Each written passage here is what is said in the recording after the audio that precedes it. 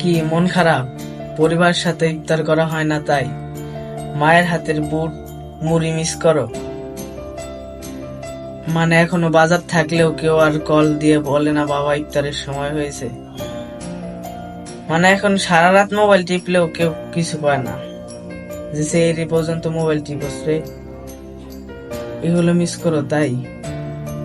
আসলে এটাই বাস্তবতা।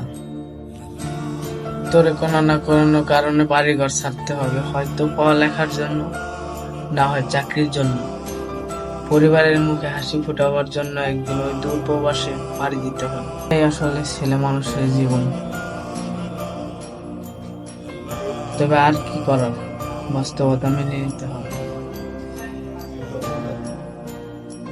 ये जिस्म है तो क्या, ये रूह का लिबास है, ये दर्द है तो क्या, ये इश्क की तलाश है, फना किया मुझे ये चाहने की आस ने धरा धरा, शिकस्त ही हुआ